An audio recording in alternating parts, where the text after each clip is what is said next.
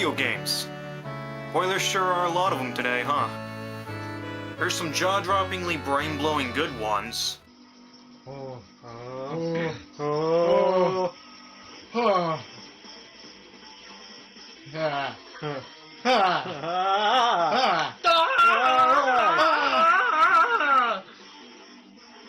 man. Then, there's others that your friends tell you not to play, but you go home and you play them anyway, and the time you waste playing that game is time that you'll never get back in your life. In other words, some games just plain old suck. And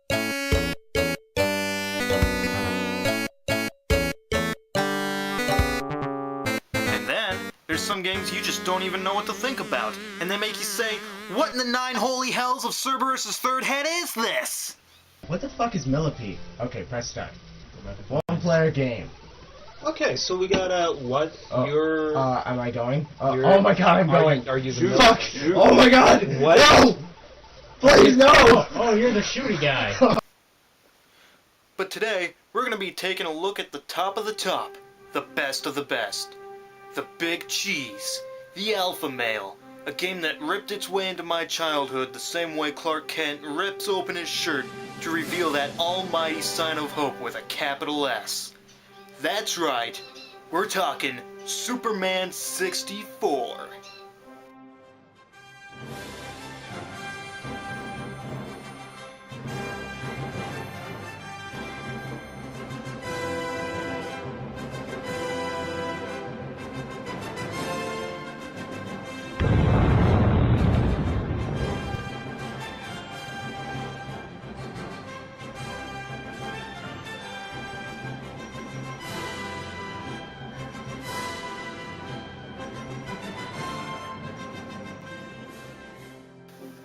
Now before we begin, let me address a common issue. I hear a lot of people bash on this game and say it's really bad. And I guess to an extent that can be true, like when you're comparing it to games such as Donald Duck Going Quackers and Mega Man 64. But that doesn't mean it's a bad game. People rush to dismiss it as one of the worst in the N64 library, almost like their lives depend on it. You know, lest the kids at school find out that if they really do like it, a full week of swirlies, lunch money being stolen, and public humiliation will ensue. Well, let's get started, shall we? Alright, let's pop this baby in. Up.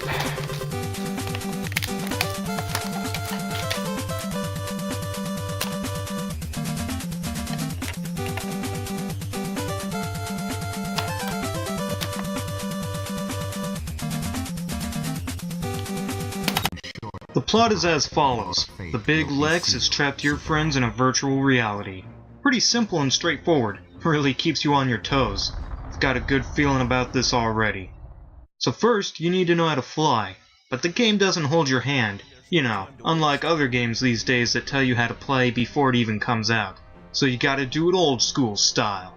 Press every button until you figure it out.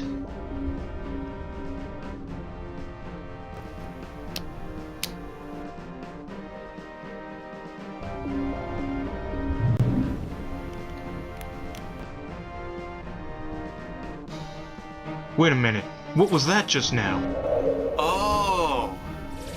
B is fly. You know, I guess that makes sense. B standing for buzz, a synonym for flying or taking off.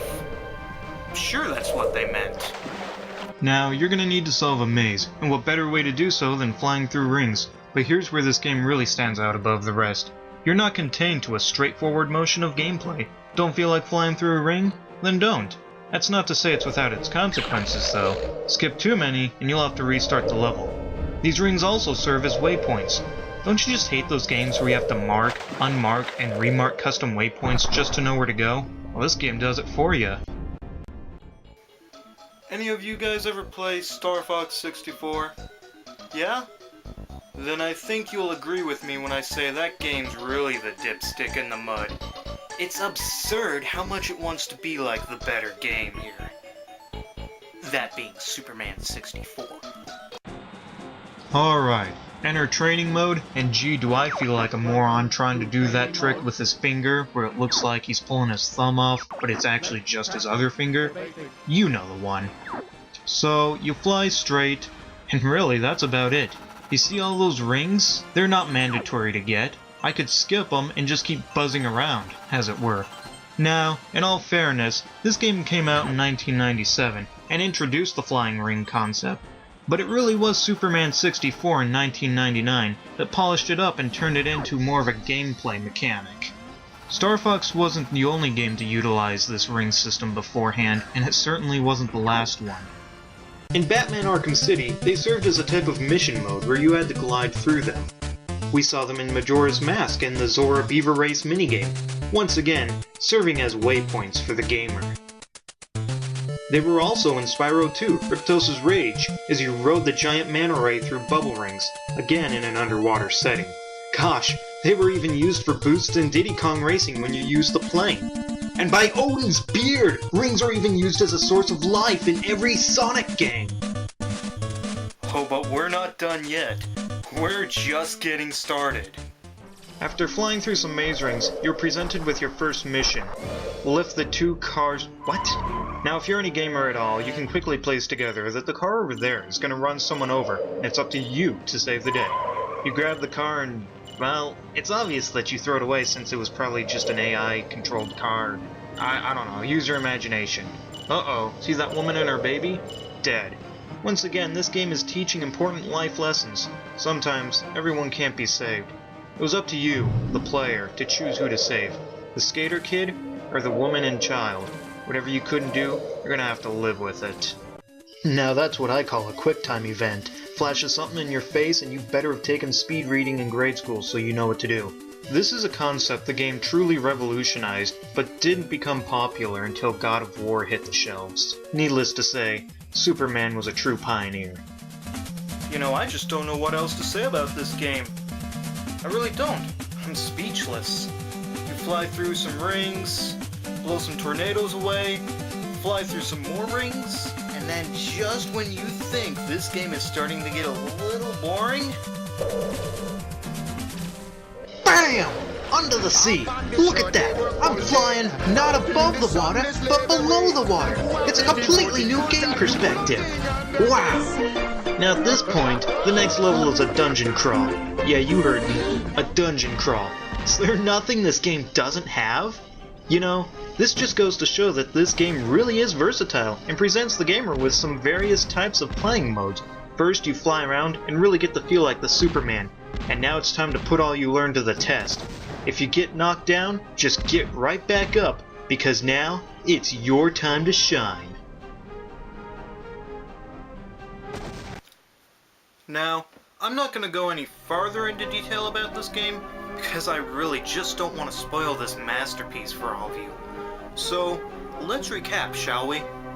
A solid, simple plot that provides the gamer with some insight. Learning to play the game on your own really teaches you to take the initiative. No boundaries to follow, but ensured consequences. This is a big one. It teaches the player to take actions and accept whatever happens next in life. This game introduced checkpoints and QuickTime events, and there's always a constant change of pace to keep the gamer interested. You know, I gotta say, this is what the N64 is really all about. Innovative gameplay, responsive flight controls, realistically good graphics. Superman 64 has gotta be, hands down, the very pinnacle of N64 gaming. Now I know we had Mario, we had Zelda, remember Bomberman? Listen, I can assure you that none of those games will ever live up to the legend that is. And I think I speak for everyone when I say this. We need another game like it. We need another super game.